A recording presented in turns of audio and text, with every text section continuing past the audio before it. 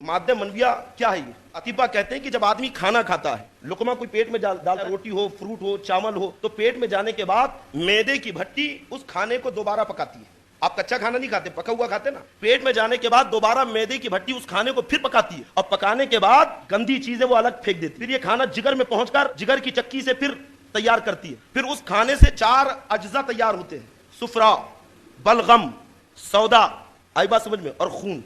बलगम फेफड़ों में रहता है, सुफरा पित्ते में रहता है, सौदा तिल्ली में जाता है, और जो पूरा बनने के बाद जो असल मादा बनता है वो खून। फिर खून जिगर में पहुंचता है, फेफड़ों से आने जाने वाली हवा उस खून को अच्छी तरीके से साफ करती है। फिर दिल के अंदर खून जब दाखिल होता है तो 4 खानों में गर्दिश करने के बाद वहां से मुंतकिल होकर खून पूरी बॉडी के अंदर घूमता है। बिल्कुल ऐसी जैसे नहरों के अंदर आप देखना, बाग में नालियां और क्यारियां बनाई जाती है जिससे पानी बहता है। नहरें जब बहती है तो जमीन को तरोताजा रखती है। ऐसे ही जब ये खून आपकी बॉडी के अंदर बहता है तो पूरी बॉडी को तरोताजा रखता है। अतिब्बा डॉक्टर्स कहते हैं पूरी रगों में खून घूमने के बाद वापस अपने मुस्तकर में जाता है तो यूं ही नहीं जाता, बल्कि पूरी बॉडी के असल अज्जात को, बॉडी के कमालात को एक एक जोड़ से, एक एक बाल से, एक एक हड्डी से खींचकर खून अपने मुस्तकर में पहुंचता है और फिर वहां पहुंचने के बाद उस खून से मनी बनती है। अतिब्बा कहते हैं कि माद्दे मनविया अगर अपने मुस्तकर में उसी संदूक के अंदर पैक रहे तो कुछ दिन वहीं पे रहता है, कमाल हासिल करता है, और उसके बाद फिर वो खून में हिलील होकर